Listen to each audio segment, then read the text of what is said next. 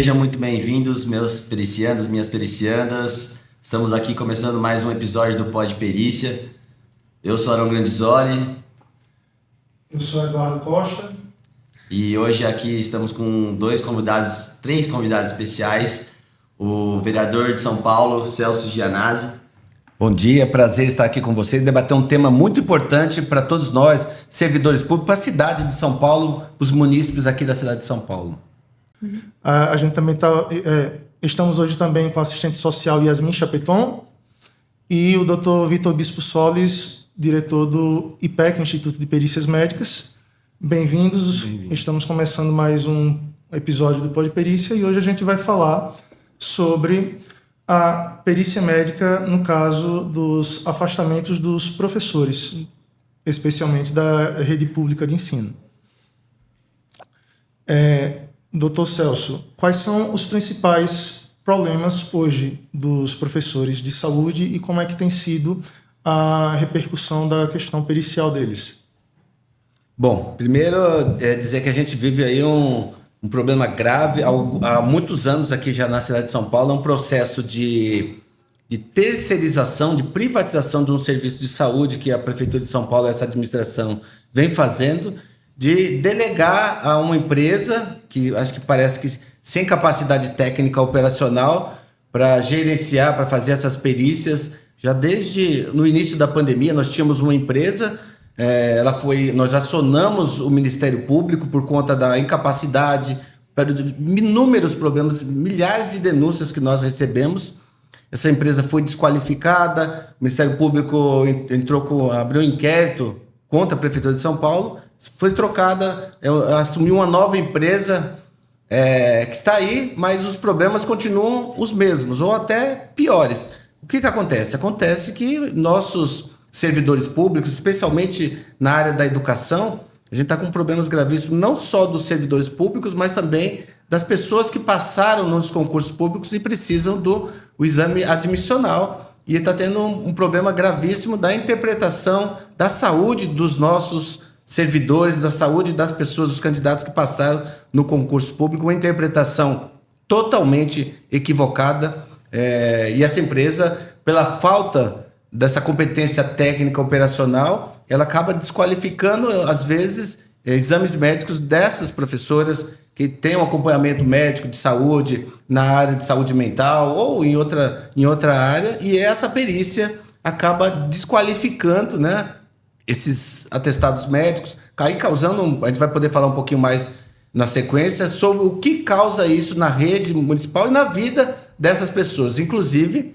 né, nós também já acionamos o Ministério Público, e que já abriu um inquérito contra essa nova empresa, que também não tem qualificação técnica operacional para gerenciar um problema tão grave, uma rede tão grande como a rede municipal. Então, o pano de fundo disso tudo é a terceirização mal feita que faz a Prefeitura de São Paulo. Ao invés de ter médicos próprios, perícia própria, acaba delegando a uma empresa que não tem nenhuma condição técnica operacional da cidade de São Paulo. Mas eu fiquei aqui curioso sobre o seguinte, me conta 2 ou 3 casos que são mais comuns em relação a isso. Primeiro,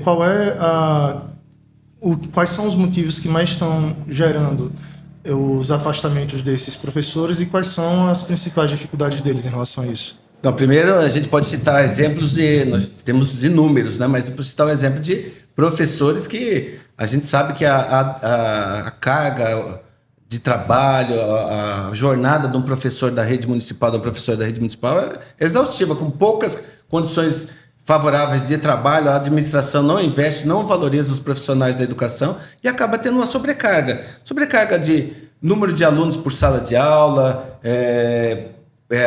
muitos alunos com deficiência, o professor sozinho na sala de aula, isso acarreta um dano muito importante na vida desses professores que acabam naturalmente adoecendo e procuram seus médicos, vão atrás de ajuda médica. E muitos dos casos, Eduardo, eles têm atestados médicos, por esses médicos aqui, são atestados dizendo que eles não têm condições de trabalhar, né, por 30 dias, 15 dias, 90 dias, e eles eles têm essa licença médica para ficar afastado do trabalho, porque não tem condições naquele momento. E esse atestado médico é submetido a uma perícia dessa empresa que está fazendo a perícia na cidade de São Paulo, e essa perícia tem desqualificado esses atestados médicos. Então, doutor Celso, essa questão da desqualificação desses atestados médicos, pelo que o senhor está falando, a maioria das questões são de ordem psiquiátrica. Muitos dos problemas são de ordem, não são todos, mas muitos de ordem psiquiátrica, e eles desqualificam esse atestado médico, mas ele tem 2 problemas.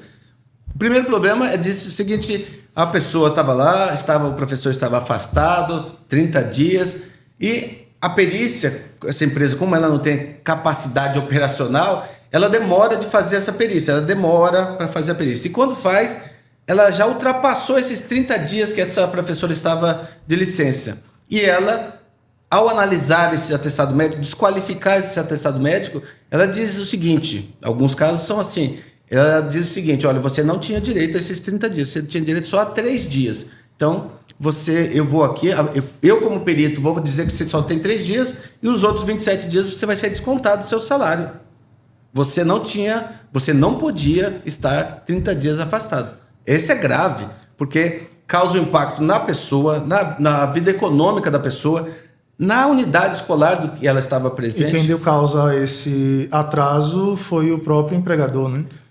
Foi o próprio empregador que, ao delegar uma empresa totalmente desqualificada, né? A gente está vendo isso, despreparada técnica e operacionalmente, causa esses problemas. Então, é isso, e são centenas de casos, eu diria até mais, né? De casos de servidores hoje efetivos da rede, né? Esse é um problema, e também dos concursos públicos. Nós tivemos agora recentemente 2 grandes concursos públicos, e todas essas pessoas que passaram no concurso público passaram por essa perícia. E aí o nível de arbitrariedade, de inconsistência na análise da saúde desses aprovados no concurso público estão trazendo problemas gravíssimos. Bom, então, já eu vou passar a palavra então para o Dr. Vitor, para ele falar no que é que um perito assistente técnico, no que é que o IPEC pode contribuir diante de casos desses. Mas antes disso, eu tenho outras considerações para fazer. Na verdade, essa questão de dificuldades com questões periciais, especialmente com perícia médica, elas não são exclusivas nem dos professores, nem da rede pública. Mas, especialmente nas perícias médicas de ordem psiquiátrica, elas tendem a ter uma quantidade maior de inconsistências. Então, antes de passar para o Dr. Vitor, depois para a doutora Yasmin falar também sobre a repercussão na assistência social, eu vou passar primeiro para Aron, que Aron também faz perícia médica no âmbito da Justiça Federal. E é relativamente comum a gente ter casos de atestados médicos de 180 dias e, às vezes, realmente só dá para caracterizar uma incapacidade por 30 dias, ou 60 dias, ou às vezes nenhuma, ou às vezes muito mais. E aí, antes da gente passar para a parte administrativa, eu queria saber, nas suas perícias médicas psiquiátricas, quais são os casos mais comuns de aparecer um atestado de 90, 180 dias e ter que reduzir, porque isso daí acontece do ponto de vista técnico-pericial? Então, a gente tem bastante casos de depressão, ansiedade. Acho que são esses o principal, né? O mais comum que a gente encontra nas perícias judiciais. E aí vem com atestados de 180 dias, 90 dias, e a gente tem que realmente ver cada caso, estudar cada caso, né? Para realmente falar se a pessoa está incapaz por 30 dias, 60 dias. E eu acho que analisando cada caso, analisando os documentos médicos, fazendo exame físico, então a gente não tem como realmente colocar assim, uma ansiedade demora 30 dias, 60 dias. Claro, a gente tem uns protocolos que a gente usa o manual da Unesp, até é uma coisa que eu uso bastante, que dão pra gente uma estimativa de tempo de cada doença que cada doença pode levar à incapacidade. Só que a gente tem que ver cada caso realmente, né? E claro, não impede a pessoa de... Eu afasto a pessoa por 60 dias ou faço o laudo que a pessoa tem incapacidade laboral por 60 dias e depois de 60 dias ela passa por uma nova perícia para ver se o novo perito analisar se realmente ela está apta ou não. Então, realmente, cada caso é um caso. Não dá para a gente levar a ferro e fogo, 30 dias para toda ansiedade, 30 dias para toda depressão. Eu acho que tem que analisar cada caso um caso. Eu estava me referindo a quais são as principais dificuldades das pessoas conseguirem os afastamentos por questões psiquiátricas. Chega um atestado de 120 dias ou um atestado de 180 dias ou até mesmo de 60. Por que é que, na maioria dos casos, ou em grande parte dos casos, esses laudos não são, esses atestados médicos não são confirmados pela perícia médica? O que é que está faltando aí? Falta alguma coisa? Sim, faltam documentos médicos mesmo. Falta embasamento. Às vezes as pessoas relatam que trocaram de medicação, que estão passando por problemas, só que realmente não tem documentado, né? A gente na perícia médica, a gente tem que levar em conta o relato do periciando, é claro, só que a documentação médica se faz muito necessária, né? A gente estuda que as pessoas elas podem omitir informações, fazer as simulações, mas claro, a gente tem que ter a visão do médico psiquiatra, né, o perito médico, ela é importante por causa disso, porque são vários fatores, né? A apresentação da pessoa, tudo engloba um pouco. Então, eu acho que é isso, é um pouco da inconsistência documental. Acho que esse é o ponto. O principal.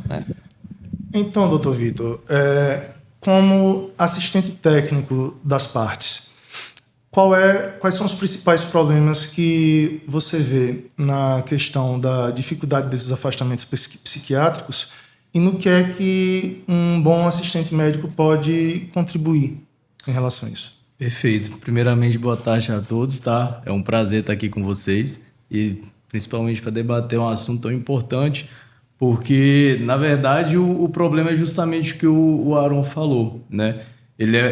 Essa questão documental é um problema tanto na parte para o perito quanto para o assistente técnico.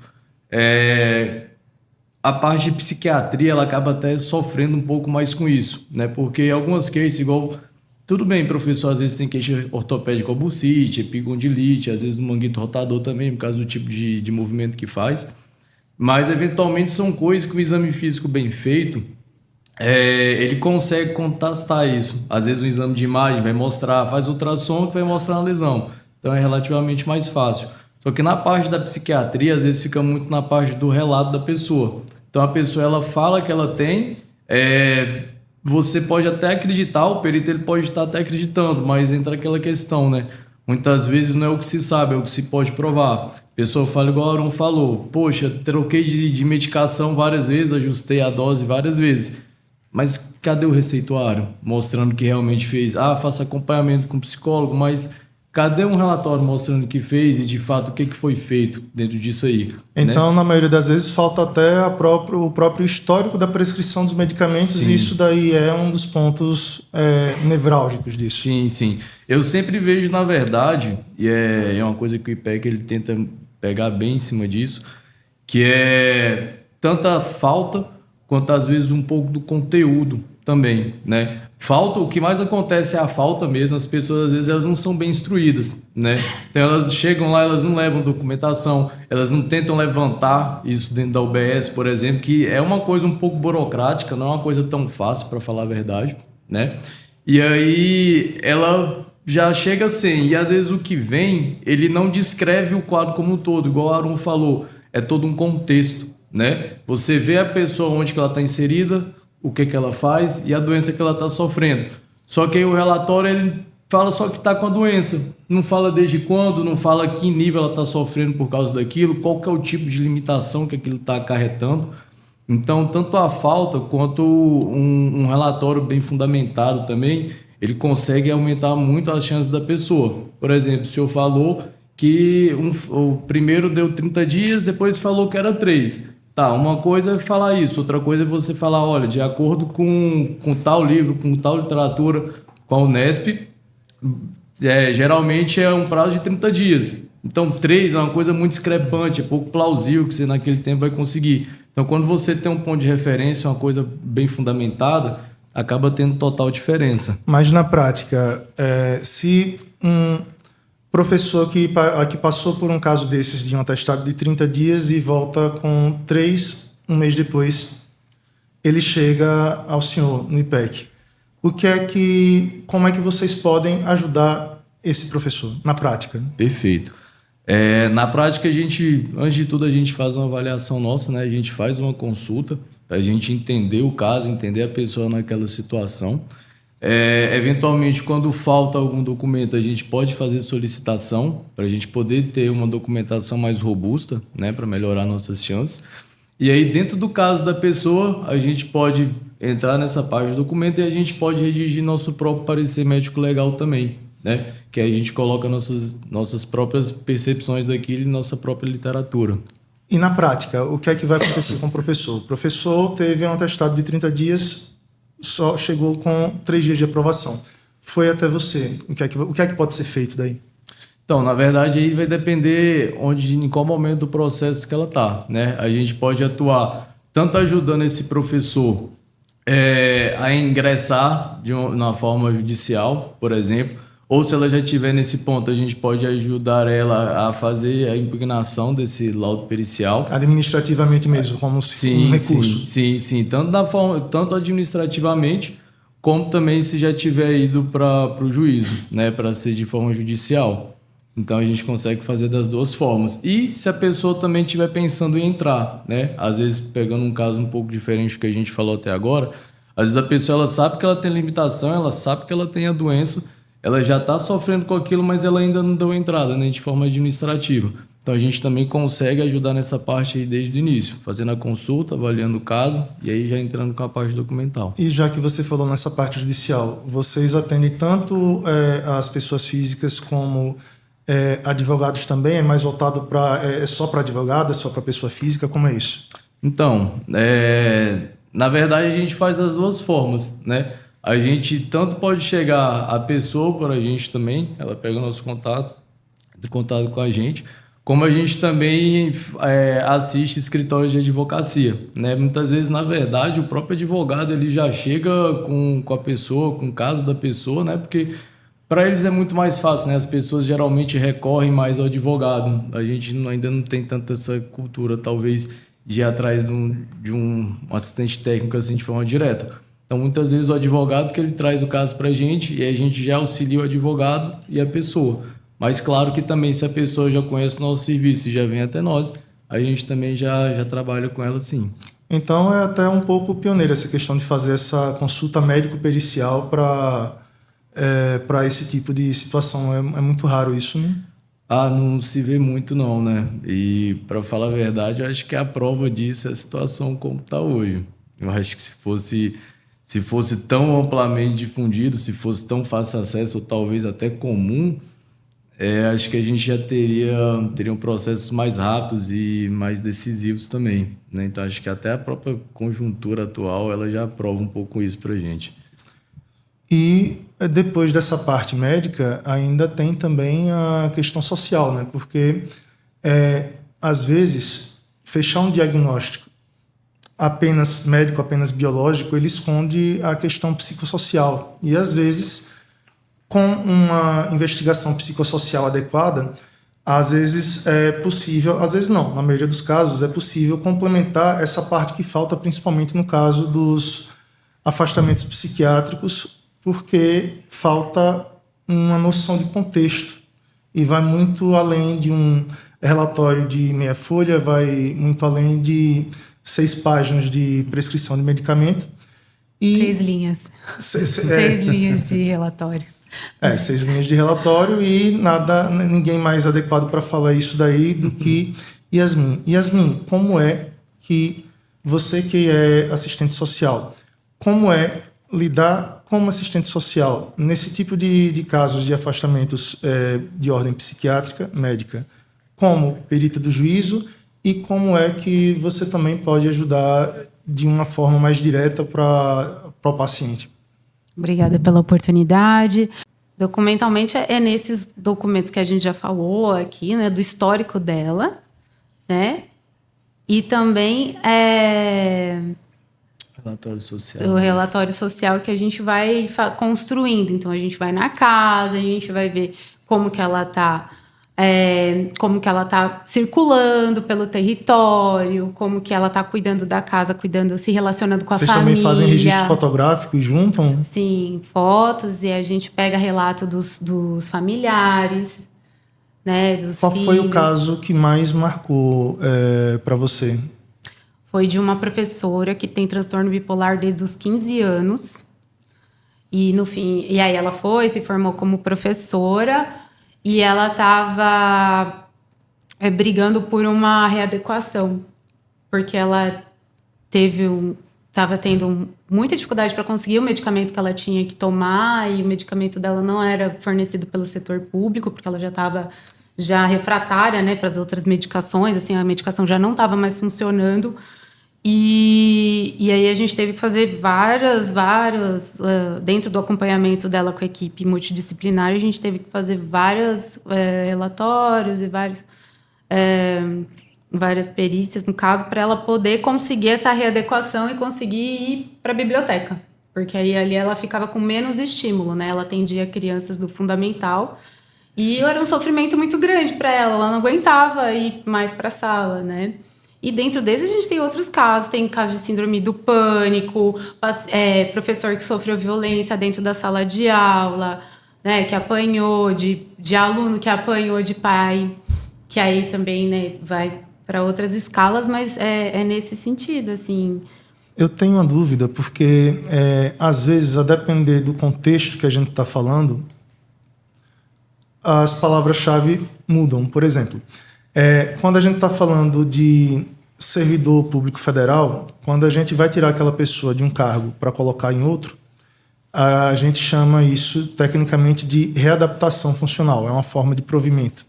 Só que para a maioria dos médicos do trabalho, uma empresa privada, eles consideram isso uma readequação ou uma adaptação, não falam de algumas formas diferentes. No contexto que você falou, essa readequação é o quê? É uma troca de setor, uma troca de função? Isso, foi. É mais utilizado esse termo na esfera municipal. Foi essa troca de setor e troca de função. E ela conseguiu, que foi muito bom. E ela já estava até estudando outras coisas nessa linha. E é isso que é positivo, né? Quando a gente tem esse acompanhamento e consegue o sucesso nessa ação, né? Nesses casos, a gente consegue com que o servidor continue trabalhando para o Estado, para o município, continue mantendo a sua renda, continue tendo o seu estilo de vida e continue servindo mesmo, né? A que ele se propôs a fazer. Então, acho que é isso que é importante, a gente ver a pessoa num contexto geral, né? E quando a gente não consegue ver isso, o que acontece? Fica mais grave. As crises maltratadas, né? Os médicos podem falar ainda melhor que eu. As crises mais graves, elas perduram mais, elas se agravam, e aí, que poderia ser tratado ambulatorialmente ou num CAPS, a princípio, você acaba tendo que internar, muitos vão ao suicídio, né? E é isso, vai reverberando, ou outros entes da família agridem, entram em drogadição. Eu quero, às vezes, uma ansiedade, uma síndrome do pânico, a pessoa vai para uma dependência química. A gente tem que olhar para esse lugar, porque é crucial. Sabe o que eu tenho impressão, depois de todo o seu relato? É que o relatório da assistência social, ele complementa muito bem o laudo médico pericial e às vezes tem uns áreas de investigação policial, né? Porque você acaba tendo que falar com os colegas de sala os colegas professores daquele professor, com a família, com os vizinhos e até com os terceirizados da escola e com os alunos. Então, tem um quê bem interessante de relatório de investigação policial. Na verdade é para olhar o contexto geral da pessoa, né? Puxa. Mas é um cuidado, na verdade. Porque é isso, as pessoas, né, como diz a psicóloga, a gente tem um cenário, né? O território é um cenário. Então é ali que a gente circula, é ali que a gente atua em todos, desde o padeiro. Se eu tô lá e paro de responder o padeiro, ele vai falar, pô, se todo dia eu vou lá e converso bem com ele e 3 semanas passou, eu já não converso mais direito, ele vai saber, pô, ela tá diferente. Né? É todo mundo, a gente tem... Por isso que eu falo que a sociedade é uma engrenagem. E a gente atua nesse cenário, cada um faz diferença. Por isso que é importante a gente ter esse cuidado. E sim, falar, desde o pipoqueiro da rua até a vizinha, a família. Isso é uma coisa que nas perícias fica cerceado, né? Porque a pessoa entra sozinha na perícia. Exatamente, foi por isso que eu achei interessante. Realmente, esse relato todo, para mim, é muito parecido com vários inquéritos policiais que eu peguei. É bem interessante para ajudar a instruir o processo, para ajudar a formar o direito, ajudar a formar a convicção, ajudar a construir um contexto onde fica muito mais fácil impugnar situações atrozes como essas de um atestado de 30 dias virar 3 dias e várias outras coisas que a gente viu. E da sua parte, doutor Celso, quais casos te marcaram mais? Olha, doutor Yasmin colocou acho que a gente tem que partir desse princípio. Ninguém quer ficar doente, né? Ninguém. Nós aqui estamos aqui falando, mas ninguém quer ficar doente. A gente quer poder acordar e trabalhar, ter a sua vida depois, sua família, o seu lazer. Esse é o princípio, né? Princípio básico. Então ninguém quer ficar doente. A gente fica doente por várias circunstâncias, né? Ou do trabalho, da família, do tempo. Cada um tem uma condição especial, né? E que fica doente, é natural. Agora, precisa ter esse cuidado, precisa ter esse acompanhamento. No caso da perícia, não dá para aceitar que a Prefeitura de São Paulo, por exemplo, ela firmou um contrato, terceirizou assim, irresponsavelmente um serviço que é muito importante, né? Que mexe com a vida das pessoas, né? Tá mexendo com a vida das pessoas, de milhares de pessoas. Então, terceirizou, paga lá por uma empresa que não tem capacidade técnica operacional, repito, um contrato de 7 milhões anuais, né? Para uma empresa que trata o servidor de uma forma totalmente irresponsável. Por exemplo, um caso, nós estamos falando de 2 casos. O caso do servidor que já está na ativa, que é um efetivo, e estamos falando dos concursados, as pessoas que passaram, estudaram as suas vidas todas aí para passar num concurso público. E, de repente, ela passa num concurso público, a gente tem lá, tá 4, 5 meses esperando uma perícia, porque ela passou no concurso público e ao ingressar, ela relatou, por exemplo, professoras, elas relataram um câncer há 10, 15 anos atrás. E a perícia reprova essa candidata para exercer uma função de professor dentro da sala de aula, de um câncer curado. Sim, é inadmissível, porque você está condenando a pessoa. Ela quer trabalhar, ela tem condições, clinicamente, aqui nós estamos falando com médicos, né? Ela tem condições. Então, a perícia, essa empresa está desqualificando. E essa pessoa fica perdida. Ela recorre, ela não consegue administrativamente e ela tem que recorrer ao judiciário para poder ter o seu direito garantido. Ela passou no concurso público e ela não pode ser cerceada por conta de um câncer que ela teve há 10, 15 anos e considerada curada pelos médicos. Também há relatos assim, impressionantes de servidores que quebrou a perna, quebrou um braço, não sei quanto tempo, e está sendo indeferida o concurso dela. Qual é o impedimento de uma pessoa poder exercer um cargo no magistério se ela quebrou a perna, quebrou o braço anos atrás? Então, são casos bizarros, esdrúxulos, que estão acontecendo na rede municipal. E é isso, no caso dos aprovados no concurso público, essas perícias já estão demorando 4, 5 meses, as pessoas passaram. No caso da educação, as escolas estão com déficit de profissionais da educação. E elas ficam assim, sem esse professor lá, ele passou no concurso público, com uma perícia inoperante, demora 4, 5 meses e esse professor não chega na sala de aula e as crianças acabam ficando sem os alunos. Então, olha o impacto que isso causa. E o segundo ponto, que isso diz respeito aos servidores que estão na ativa, é a prefeitura prefeitura, estou falando da Prefeitura de São Paulo, a maior cidade da América Latina, com um orçamento gigantesco, 130 bilhões de reais. Então, ela tem condições de atuar de forma responsável, com perícias ou com médicos próprios, contratados com concurso público, ou com uma empresa que seja responsável, porque não dá para aceitar que um servidor público, ao adoecer, ele tem a sua licença deferida por um médico, né, que é particular, ou do próprio hospital do servidor público, é uma licença de 30, 60 ou 90 dias, e a prefeitura não tem condições de fazer, nesse período o mais rápido possível, avaliação dessa perícia. Uma perícia dizendo, olha, desse tempo, não dá para aceitar que depois de 60 dias, né, que esse servidor ele obteve um atestado médico porque ele não tinha capacidade laboral, depois de 60 dias a perícia ainda não atuou, ela vai atuar só depois desses 60 dias, quando o servidor já voltou a trabalhar.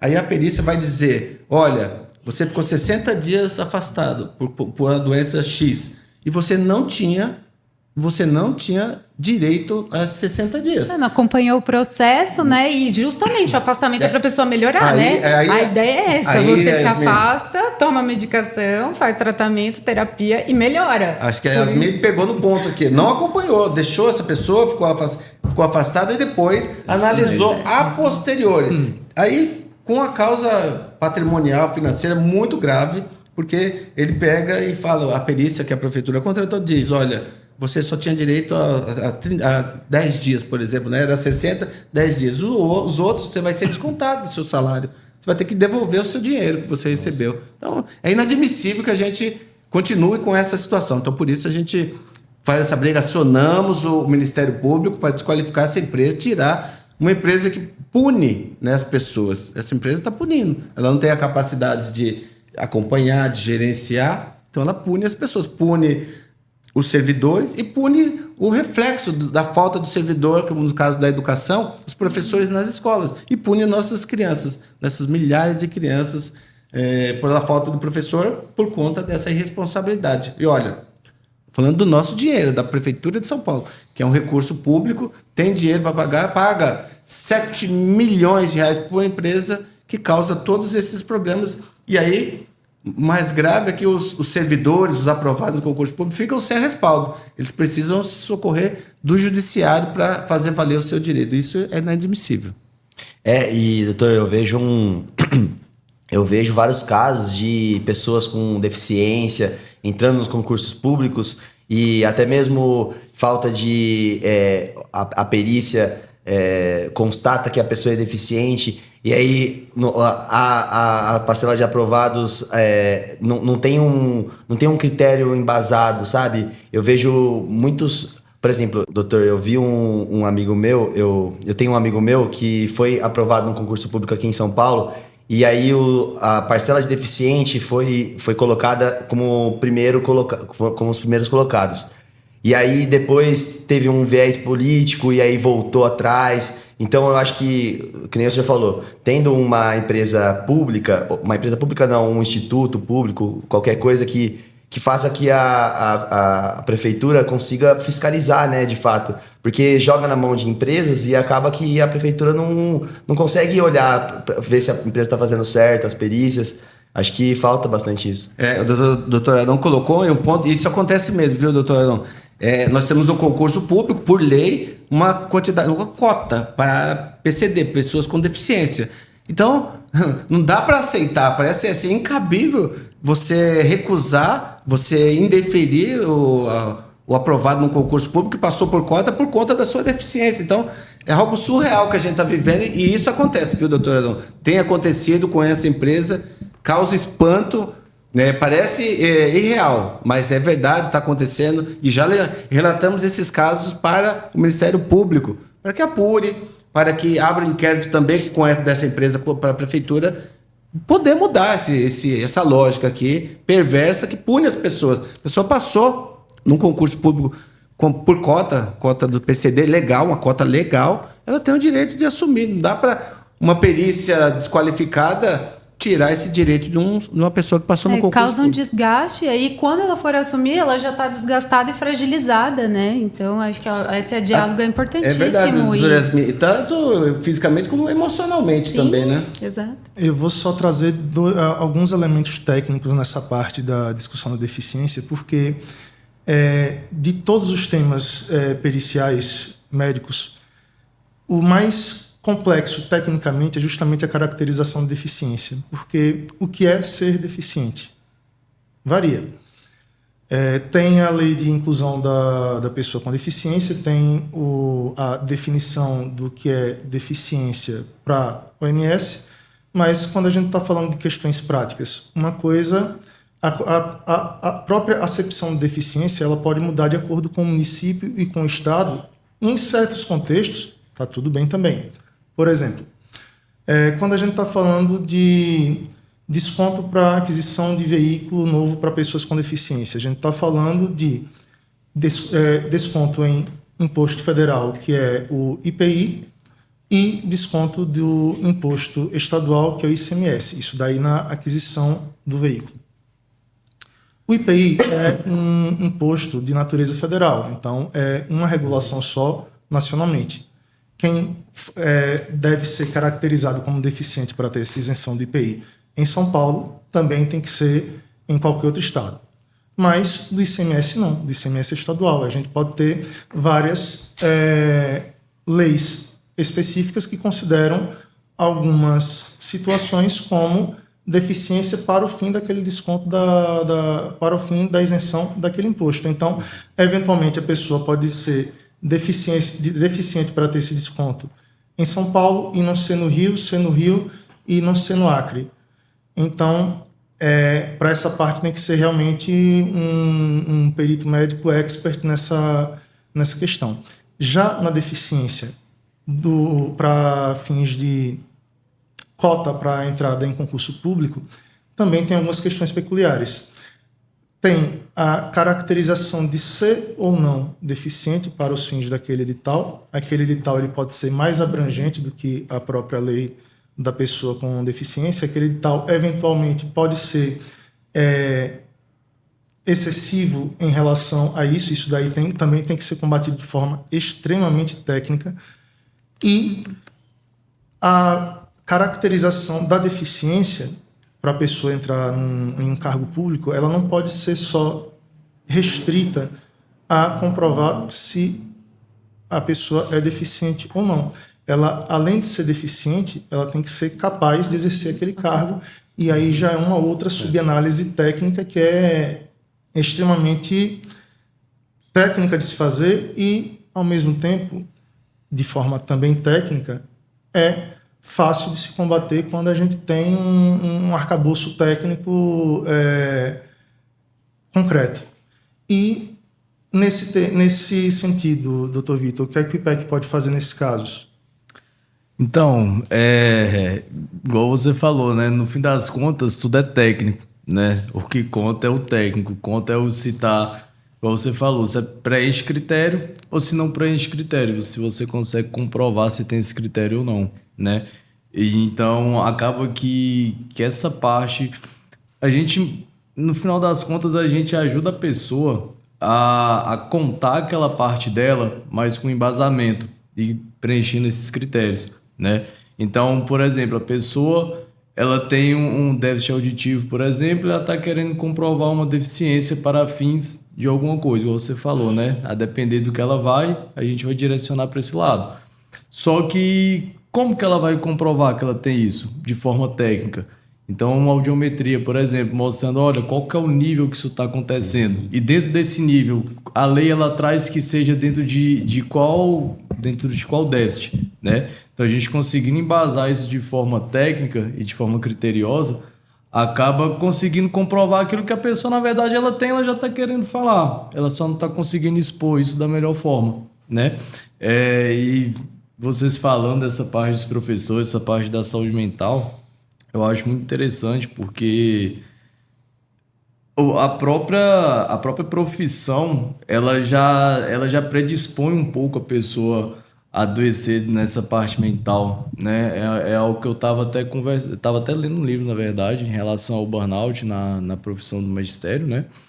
E acaba que o livro ele já está atrás disso mesmo, porque acaba que é uma profissão estressante. E eu não sou aqui de São Paulo, né? Eu sou mineiro, mas depois que eu vim aqui, eu já tive a oportunidade de conversar com alguns professores e o ambiente assim da sala de aula, às vezes, não é tão fácil. Vamos colocar dessa forma. A sala tem 30 alunos, agora com a lei de, né, inclusão, e aí é outro recorte, outro dia a gente vem falar disso, mas aí os professores não estão preparados para receber. Eu, numa época, 10 anos atrás, quase trabalhei numa associação de autistas que os professores iam lá chorar porque, de fato, não tinham condições de atender crianças autistas e estavam preocupadas com a inclusão. Então, eles querem ficar bem, eles querem atender, eles não conseguem atender.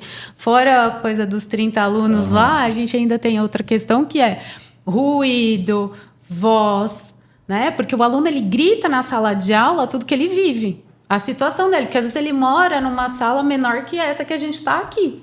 Então, toda a energia está colocada ali, naquele lugar. Por isso é importante ter a especialidade, né? Assim, ter o olhar para isso, porque a gente está falando de gente que quer cuidar, mas como que a gente cuida de quem cuida? Sim. De quem está lá para se doar. Então, sim, tem o barulho, tem o calor, tem a voz, né? É isso que você está falando. E é mais ou menos até isso aqui que ela fez, Edu, que você tinha feito a pergunta, né? Como que o relatório do assistente social, na verdade, ele faz a diferença. Você pegou um exemplo agora falando, vive numa casa desse jeito, às vezes tem tal contexto. Tá vendo como quando você coloca dessa forma, você fazendo um relatório, né? E você contando como é que é a situação da casa dela, por que ela tá daquele jeito, como é que aquilo tá acontecendo, como que isso tá influenciando na parte do trabalho, como é que já faz diferença? Eu queria um exemplo prático do... A gente estava falando sobre caracterização de deficiência, até mesmo nesse caso de caracterização de deficiência para fins de cota em um concurso público. No que é que um parecer da assistência social pode contribuir para a instrução de um processo para ajudar a comprovar tanto que existe a deficiência, como fazer a gradação dessa deficiência em ser ou não ser um fator limitador que permita ou que impeça aquela pessoa de exercer aquele cargo. Eu acho que é bem isso que eu descrevi agora, né? A análise do contexto junto com o parecer técnico do médico e da legislação mesmo, né? Quando você vai dizendo, né, o que é aquele cenário, o que se exige daquele cenário, o que ele vai atuar, né? Então, a gente vai olhando...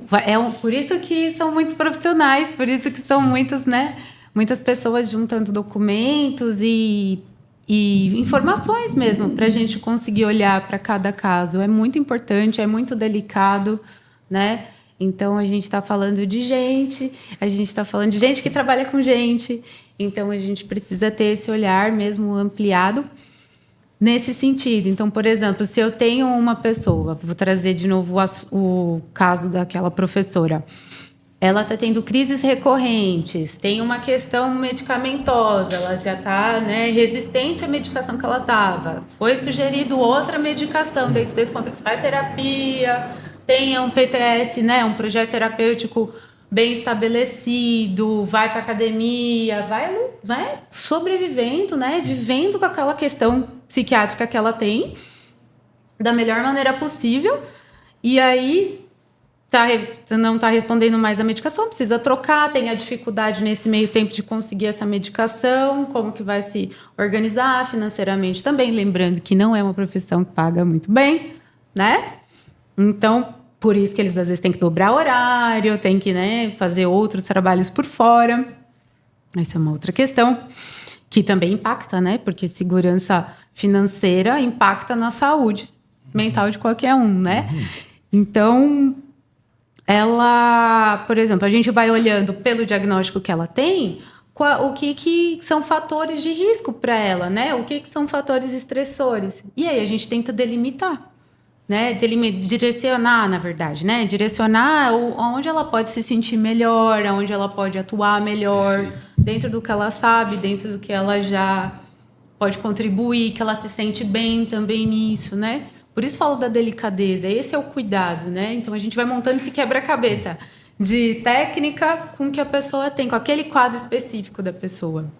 Acaba que o assistente social ele chega onde o médico não chega, né? E vice-versa. Então acaba que o relatório dos dois acaba se complementando. Sim, exatamente. Eu queria falar um pouco também, fugindo um pouco do assunto dos professores, mas a gente estava falando sobre a dificuldade das autarquias, né? Do INSS, das empresas aqui de São Paulo, por exemplo. Porque muitas vezes, doutor, que acontece que na lei está descrito certinho se a pessoa tem deficiência por exemplo, o LOAS.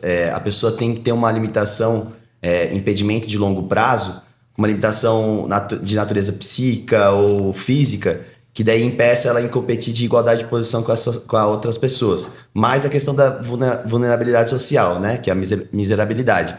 Então, na lei está descrito isso certinho. Só que quando você vai para o INSS de forma administrativa, os peritos de lá tem uma portaria do Ministério da Saúde que faz com que o perito do INSS siga uma regra que na lei não está descrito. Então acaba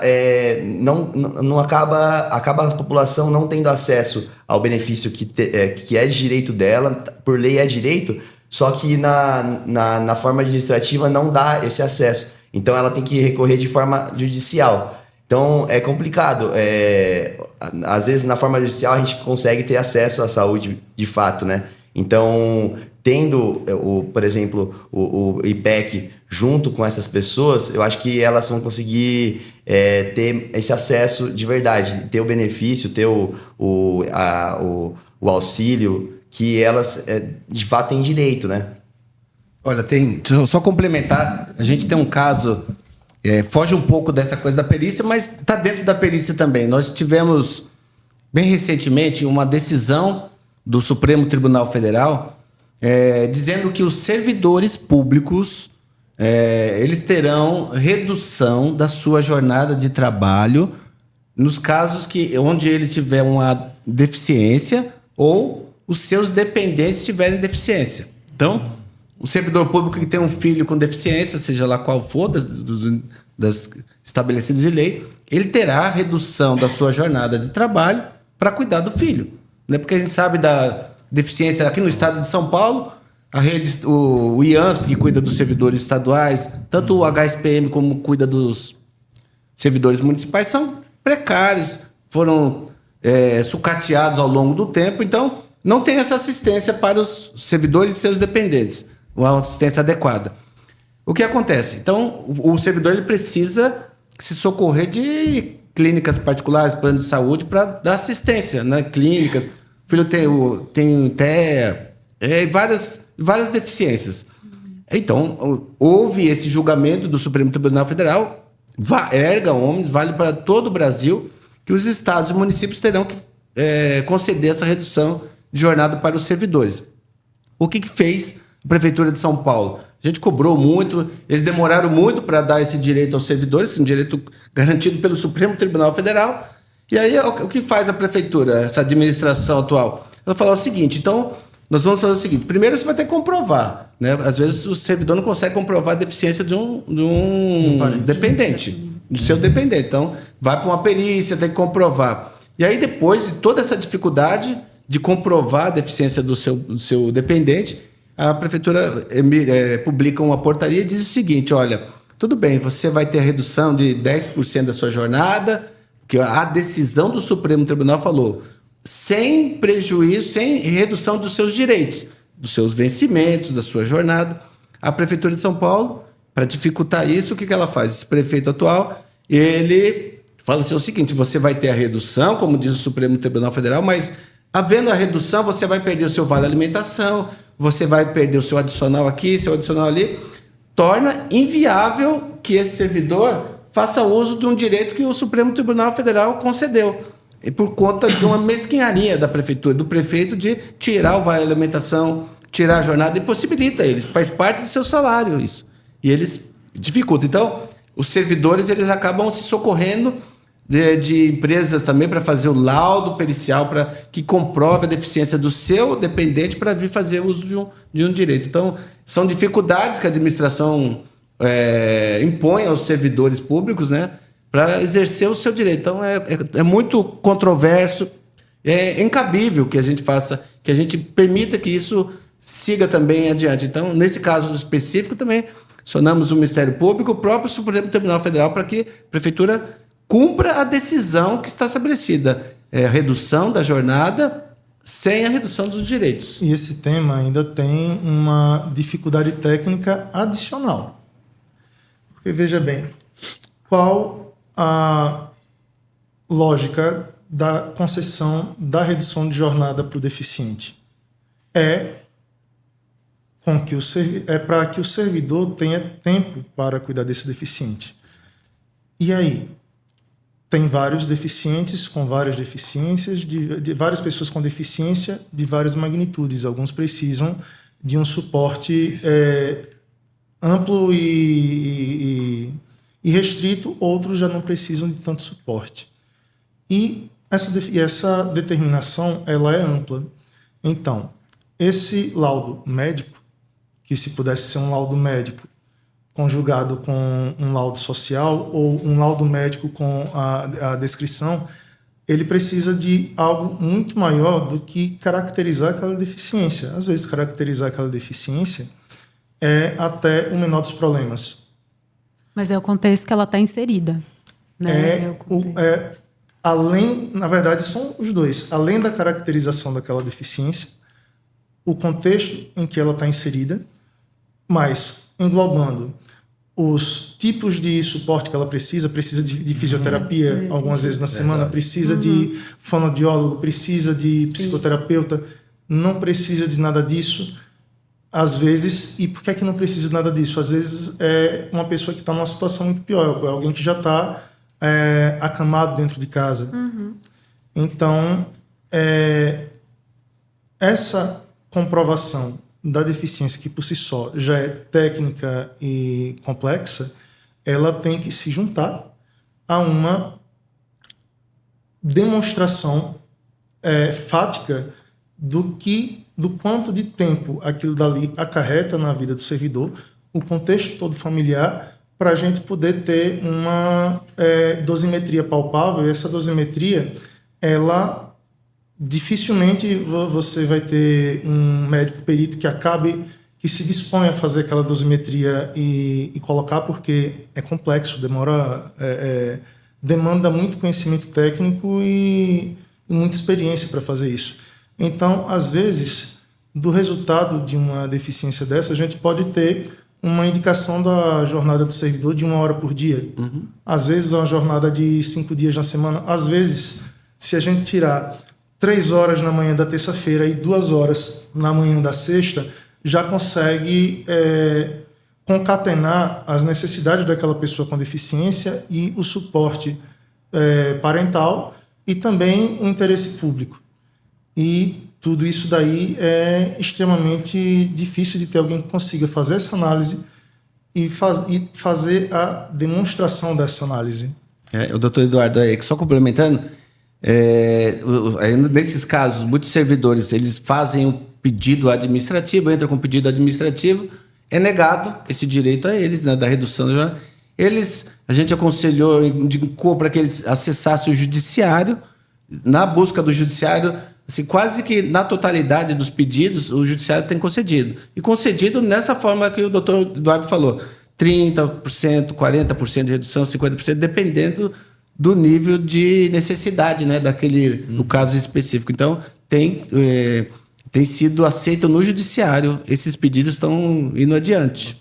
Sim, estão indo adiante, mas quanto melhor documentado tecnicamente, tanto mais fácil para obter uma decisão judicial, ainda que em sede de liminar, quanto para fazer uma dosimetria adequada. Será que todos os casos em que foi concedido 10% de redução da jornada, será que era realmente suficiente? Será que aquela pessoa não precisava de 30%? Será que em casos que que houve uma redução de 40%, será que 10% não seria suficiente? comprovação técnica, médica e social, ela tem que ser bem documentada. E, às vezes, até o próprio deferimento administrativo não é concedido, muitas das vezes, por falta dessa documentação. Tudo bem, a gente sabe que tem uma política e tem uma política denegatória para tudo isso, mas a falta dessa documentação, principalmente na esfera administrativa, ela é uma barreira realmente importante, porque na esfera judicial, seja depois ou antes de conceder o liminar, invariavelmente o juízo vai acabar determinando a realização de uma perícia médica ou uma perícia social. E se o servidor já está com aquilo ali bem documentado desde o início, tanto a chance de conseguir aquilo ali administrativamente passa a ser um pouco mais factível, como até a própria demanda judicial e a concessão de liminar também passam a ser mais factíveis. Sem falar que tem essas nuances também, né? Por exemplo, às vezes a pessoa ela até consegue, né? Mas, vou dar um exemplo, às vezes a pessoa, um caso psiquiátrico, por exemplo, né? A pessoa ela tá com um transtorno ali que está de um grau que ela precisa ser internada, vamos colocar assim. Aí, na perícia até concorda que ela estava incapaz aí durante esse período de internação.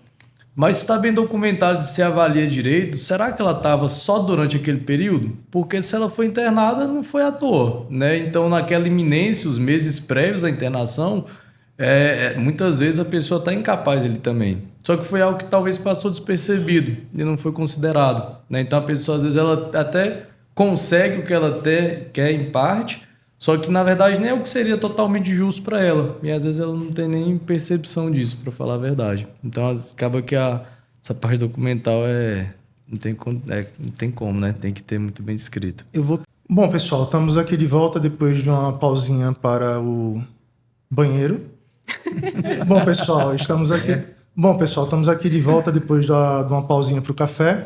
Vamos retomar agora com Yasmin, que vai falar sobre violência doméstica. Então, eu queria aproveitar a presença, né, do vereador para a gente também colocar em pauta uma questão, né, dentro desses afastamentos e como a gente vê bastante, né, em destaque a questão psiquiátrica, a gente tem o contexto da violência psicológica, que muitas mulheres, professoras, vêm sofrendo, e a dificuldade que elas têm tanto de acessar, de ampliar a sua rede de cuidado, de acessar o cuidado com terapias, de conseguir o afastamento em alguns momentos que é necessário para que ela possa se proteger e proteger seus filhos e se reconstruir, fazer um novo projeto de vida, né? E dentro disso a gente pensou em uma forma de poder auxiliar as equipes de saúde para poder ter esse olhar para a questão da violência psicológica, que é a violência invisível, né? O que o senhor acha disso, sobre a violência? Tem chego para você essas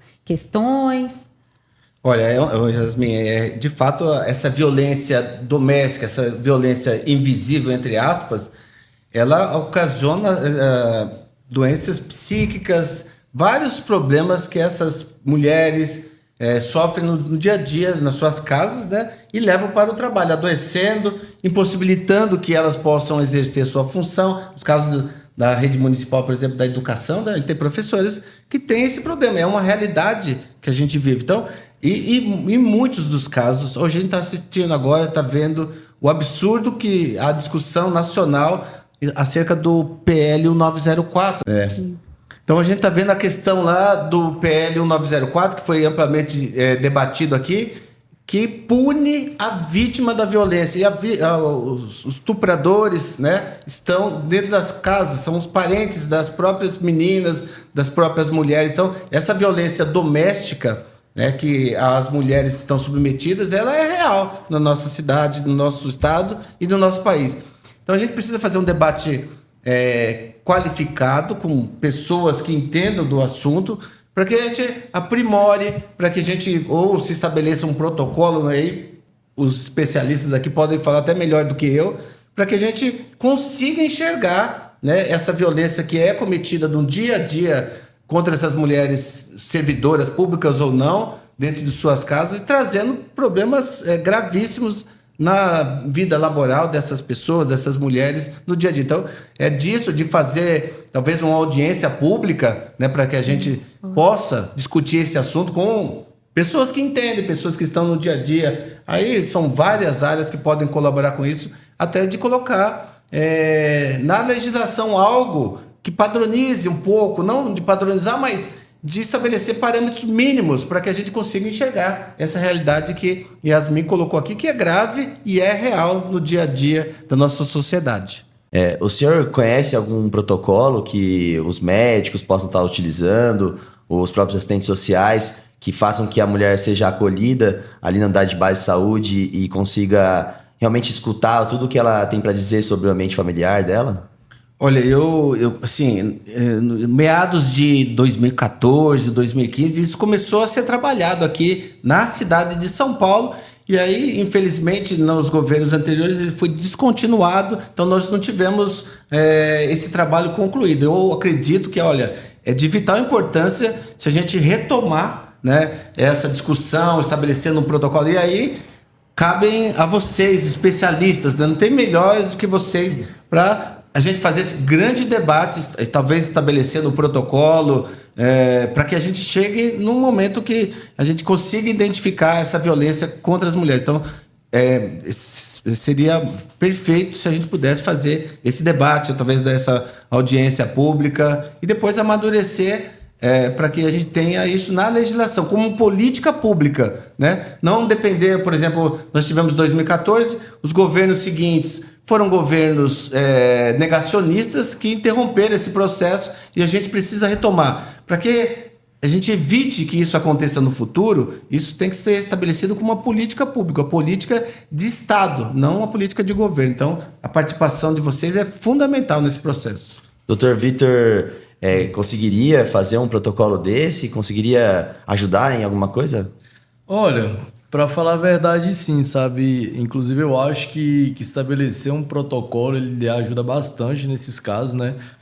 Até porque você acaba padronizando de forma técnica e, às vezes, algo que pode ser passado despercebido, a gente consegue minimizar nesse sentido, né? Então, acho que é algo que a gente consegue do IPEC fazer, sim. Inclusive, nós temos dentro dos nossos profissionais, né? Nós temos médicos que são especialistas em saúde da família, que eu acho que vai ser crucial nesse ponto, né? Porque é justamente a atenção primária que ela drena essas pessoas, ela que vai conseguir perceber o contexto social, ver como é que é a vida da pessoa por aquilo que ela está passando. Então, acho que, pensando nesse sentido, a saúde da família é muito importante. E a gente também tem psiquiatra, né, dentro dos nossos profissionais. Então, acho que a gente consegue linkar muito bem isso aí. A gente consegue tanto pegar essa parte integrativa da mulher, quanto a gente consegue ver essa parte da saúde mental dela, né? A gente consegue, talvez, com esse protocolo, ver em que ponto esse problema social tão importante ele está virando um problema de saúde também, né? Eu acho que o que falta talvez seria um pouco da parte social. Se a Yasmin até se propõe ajudar a gente. Convite aceito. E acho que é isso. A gente consegue, por exemplo, hoje a gente já tem núcleo de prevenção à violência nas UBSs, nas unidades especializadas, né? E algumas unidades de saúde. Mas a gente, com o protocolo, a gente consegue qualificar, por exemplo, uma CINAM e consegue ir fortalecendo com que essa mulher seja já inserida na rede de proteção, né? E é super válido. Inclusive, eu fico muito feliz, para falar a verdade, você estar levantando essa proposta, porque o IPEC ele já tem uma parceria com os movimentos sociais, né, a favor das mulheres e até das pacientes com TEA também. Então, acho que esse trabalho social, acho que a gente tem que dar esse retorno para a sociedade de alguma forma. Então, fico muito grato por ter levantado essa questão e espero poder ajudar bastante. Dr. Vitor, num caso, uma professora mulher que queira contatar o senhor, que precise de uma análise pericial para dar início a um auxílio, qualquer coisa nessa magnitude, como que pode te achar? Sim, imagino que a gente deve estar caminhando para o final, né? Depois eu vou pedir vocês para colocarem aqui uma forma de acesso para a gente na descrição do vídeo, tá? Mas com certeza a gente pode ajudar sim, a gente ajuda todo dentro desse embasamento, claro, né? A gente faz a parte do acolhimento também, tem que entender que é uma situação de vulnerabilidade, Mas a gente consegue ajudar de forma documental e jurídica nesse sentido também, tá? Jurídica não. A gente consegue ajudar de forma documental nesse sentido, sim. Inclusive, gostaria de deixar até claro que a gente está falando muito aqui de São Paulo, né? A gente, do IPEC, a gente atende de forma presencial aqui em São Paulo, inclusive atende de forma presencial também em Manaus, Porto Alegre, Rio de Janeiro. Só que a gente não se atende só a isso não, tá? Então, se tiver alguém que estiver precisando também de qualquer outra cidade do Brasil e precisar da nossa ajuda, quiser contratar nosso serviço, a gente atende de forma telepresencial também, tá? Acaba que a dinâmica ela fica um pouco diferente, mas no final das contas o intuito é o mesmo, né? A gente faz o mesmo levantamento, a gente faz a mesma produção documental, faz a mesma instrução também, né? Só que aí de forma telepresencial e eventualmente até se for um caso que precisar de ser feito o exame físico, a gente tem alguns colaboradores, alguns apoiadores que a gente consegue, em grande parte das cidades, pedir para que eles façam o exame físico, documente isso e aí a gente dá entrada na outra parte dos documentos também, tá? Então, se precisar, pode contar com a gente, com certeza. Obrigado, Dr. Vitor. E você, Yasmin, como que faz para te contratar em questão de assistência social? Bom, eu posso atender telepresencialmente, o Brasil inteiro, qualquer coisa é só entrar em contato com o IPEC mesmo. Queria agradecer imensamente a todos que ficaram aqui para assistir o nosso episódio do Pod Perícia. Agradecer imensamente ao nosso vereador Celso Gianazzi. Muito obrigado. E muito obrigado, Eduardo. Foi um prazer imenso estar aqui com vocês. Obrigada. Obrigado a todos. Até mais, pessoal.